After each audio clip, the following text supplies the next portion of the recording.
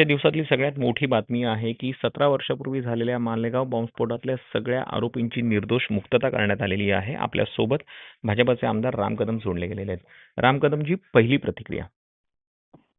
हा एक अतिशय ज्या निकालाची 17 वर्ष प्रतीक्षा पाहिली तर अत्यंत आनंदाचा दिवस आहे. आणि या आनंदासोबत त्याही गोष्टींना विसरता येणार नाही की काँग्रेस सरकारच्या क्रूर शासन काळात कशा पद्धतीनं हिंदू साधू संतांना आणि हिंदू धर्माच्या नेत्यांना अडकवण्याचा प्रयत्न केला गेला. एवढंच नव्हे तर शिवरायांपासून आपल्या सनातन हिंदू धर्माचा जो श्रद्धेचा आस्थेचा भगवा आहे त्या भगव्याला देखील यांनी आतंकवादाशी जोडण्याचं पाप काँग्रेस सरकारने केलं. मुद्दामून RSSचे प्रमुख नेते, हिंदू धर्मातले काही प्रमुख नेते यांना गोवण्याचा प्रयत्न केला. आणि हे मी म्हणत नाहीये, हे साक्षीदार आहेत. आणि ज्या पोलिसांकरवी यांनी चौकशी केली ते अधिकारी म्हणतात. का म्हणतात बरं? काय ह्यांना इम्प्लिकेट करायचं होतं? काय षडयंत्रातून सिद्ध करायचं होतं? षडयंत्रातून ह्यांना हिंदू धर्माला बदनाम करायचं होतं. आणि अशा पद्धतीनं हिंदू धर्माचा बदनाम करण्याचं काँग्रेसचं जे षडयंत्र होतं ते या देशातल्या एका विशिष्ट तब्यातल्या लोकांना खुश करण्यासाठी होतं.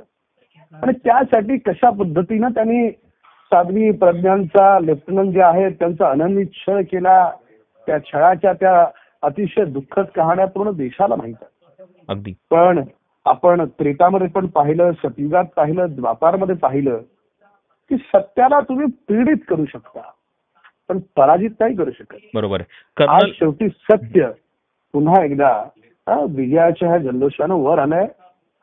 किती अन्याय केला तरी शेवटी न्याय हा मिळाला. आणि न्यायपालिकेनं ही काँग्रेसच्या कानफटात वाजवलेली आहे. अगदी खरं. राम कदमजी, सगळ्यात महत्वाचा मुद्दा, जसं तुम्ही सांगितलं की दहशतवादामध्ये एका विशिष्ट धर्माची लोक सापडत होती, त्यांना काउंटर करण्यासाठी, हिंदू धर्माला बदनाम करण्यासाठी भगवा दहशतवाद ही कॉन्सेप्ट पुढे आणली गेली. मग तो हिंदू दहशतवाद झाला. आणि याही म्हणजे हिंदू धर्माला तर बदनाम होतच होतं, मात्र ज्या सैन्य दलाचा आपल्याला कायम अभिमान राहिलेला आहे त्या सैन्य दलातले पदाधिकारी राहिलेले लेफ्टनंट कर्नल प्रसाद पुरोहित यांच्यावरती सुद्धा आरोप केले गेले, त्यांना सुद्धा टार्गेट केलं.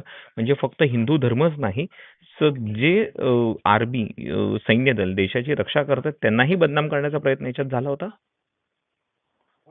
बरोबर आपलं त्यांनाही केलं. त्यासोबत जे त्यागपूर्ण समर्पित जीवन या देशासाठी राष्ट्रासाठी जगतात त्या संघातल्या काही प्रमुख नेत्यांना देखील याच्यामध्ये गोवण्याचा प्रयत्न केला. त्यानंतर वेगवेगळे हिंदू संघटन आहे, हिंदू धर्माचं काम करतात, सनातन धर्माचं काम करतात, साधू संतांसाठी काम करतात, त्यांना देखील गोवण्याचा प्रयत्न केला. साक्षीदारांवर दबाव आणला सरकारनं काँग्रेसच्या, तुम्ही असं नाही असं बोला. का? कशासाठी? काँग्रेसच्या हिंदू धर्मावर एवढा राग का?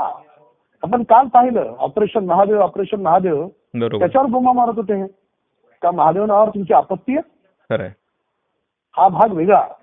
काश्मीर मधले त्या एका टापूचं नाव त्याला महादेव व्हॅली म्हणतात, हे देखील या काँग्रेसवाल्यांना माहित नाही. पण इलेक्शनच्या काळात काँग्रेस नेते जानवं घालून महादेवाच्या मंदिराच्या त्या उंबरठ्यावर जातात. पण इतर वेळेस त्यांना महादेव नाव जमत नाही. इतर वेळेस त्यांना हिंदू आठवला की आतंकवाद आठवतो. ते दुर्दैव आहे. तर तुम्ही आम्ही हिंदूंनी हे कायम लक्षात ठेवलं पाहिजे की ही ती काँग्रेस आहे जी हिंदुत्वाच्या प्रखर विरोधी आहे. पण महाराष्ट्रात काय, त्या काँग्रेस सोबत उबाट आहे. म्हणे काय, तर आम्ही हिंदुत्ववादी आहोत. उबाटाच्या कार्यकर्त्यांनी देखील आता ठरवलं पाहिजे, जे ऐकत असतील त्यांनी, की ज्या काँग्रेसचं तुमच्या आमच्या भगवाला आतंकवाद म्हटलं त्यासोबत ते श्रीमान उद्धव ठाकरे आहेत. यांना देखील येणाऱ्या निवडणुकीमध्ये आपण हिंदू म्हणून एकवटलं पाहिजे आणि या उबाटापासून सगळ्यांना धडा शिकवला पाहिजे. धन्यवाद राम कदमजी, तुम्ही दिलेल्या या प्रतिक्रियेसाठी.